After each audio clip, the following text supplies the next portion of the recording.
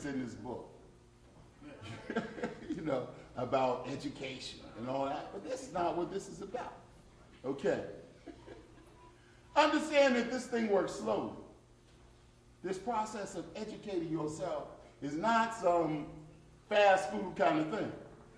See, we've been conditioned so much to think that everything has to happen fast. So all of a sudden, you stopping at Mickey D's and thinking that's how your life's going to work. Oh, you in the fast food line pushing, I want a number 10, God. Help me educate myself so I can, well, I don't even know if I want to educate others. Get your head right. Slow up a little bit. Some of you want to be grown already.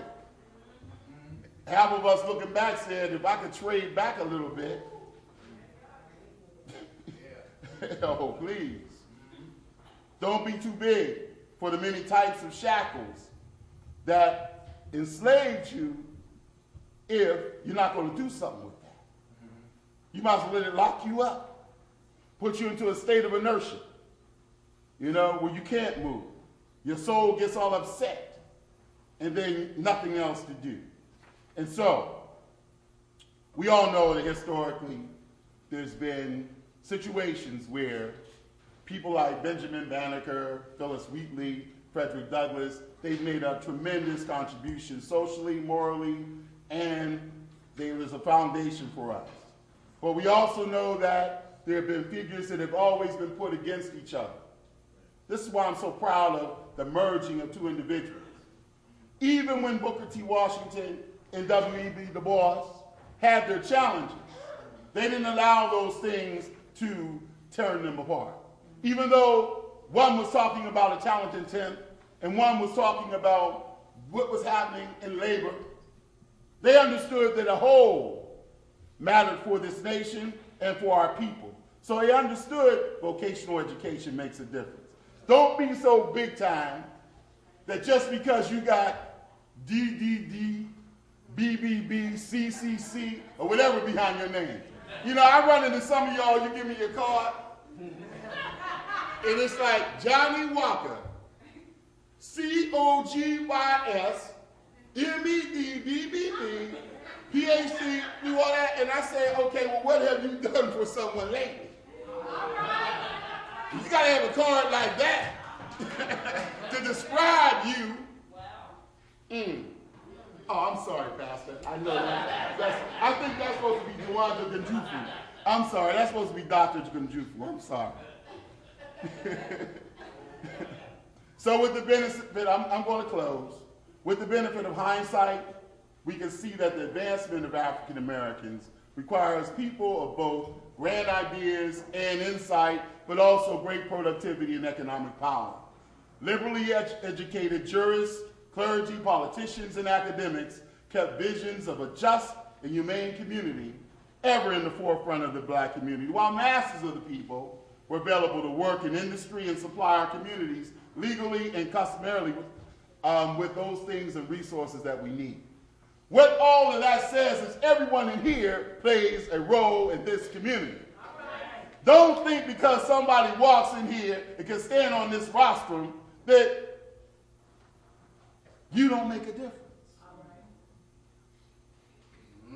You make a difference in your space. That's what they're trying to tell you from here. I have the honor of trying to tell students that every day. As a young person, I used to walk down the street and I used to marvel at the mighty oak trees in my neighborhood, particularly the old ones. Their branches reached so high in the air toward the sky and the sun, yet their roots reached deeply into the soil of the earth and grounded the tree securely on the earth. The truth of the matter is that tree needs both of these realities to be healthy and whole. We need everyone in this room, young, those of us who are not so young anymore, and so on and so forth. Remember, Moses tended his sheep and still saw a burning bush that wasn't consumed. Joseph was an accomplished servant, a leader in prison, and an administrative genius, but he also knew how to interpret dreams. The prophet Amos was a fig farmer, but no one had a clearer vision of justice than he had. Jesus was the son of a carpenter. But his union with the heaven altered the course of human history. Today, we recognize that these educational approaches work together and are indispensable for us as a community. Leadership development is a function of both cultivation of practical skill and visionary ideas. And so Carter G. Woodson said, when you control, this is not even Carter G. Woodson. He says that when you control a man's thinking, you do not have to worry about his action. You do not have to tell him to stand and go yonder. He'll find his proper place, and he'll stay in it. You do not have to need to send him to the back door. He will go there without being told. In fact, if there is no back door, he'll cut one out for his special benefit.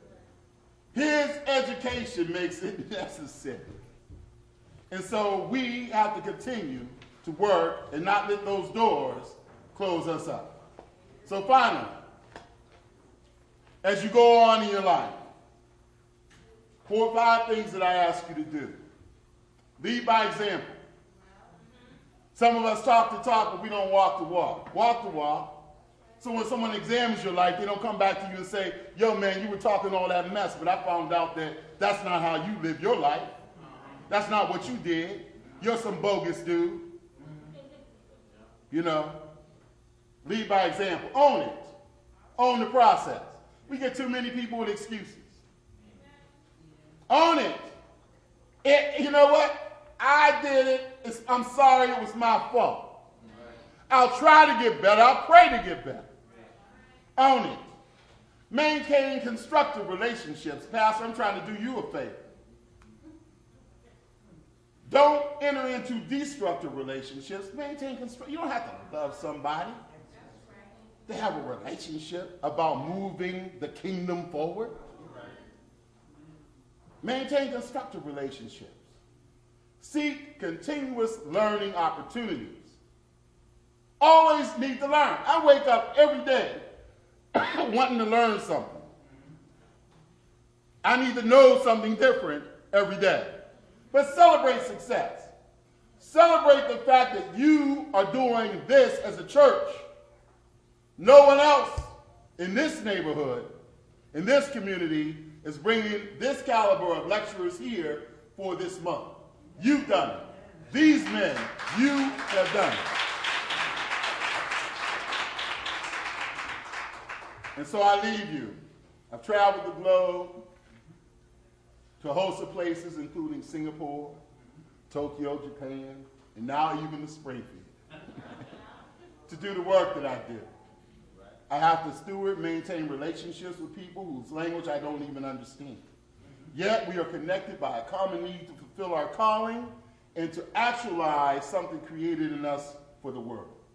And quite frankly, I can't think of a more exciting thing than undertaking the noble notion of educating our youth, passing that on to the future, reaching back to our ancestors in those times of reflection, and then going forward to making a difference.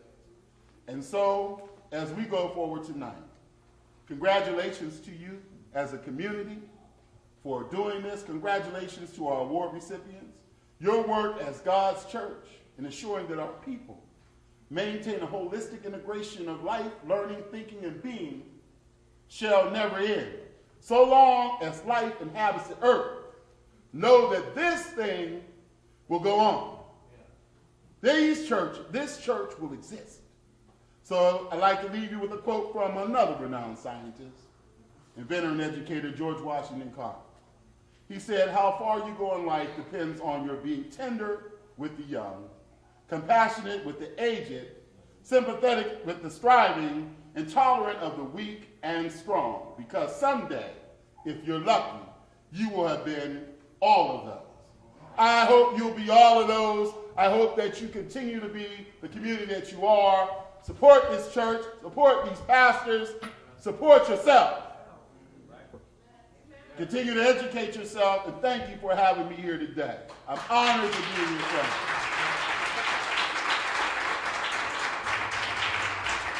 Come on, let's give it up for Dr. Motley.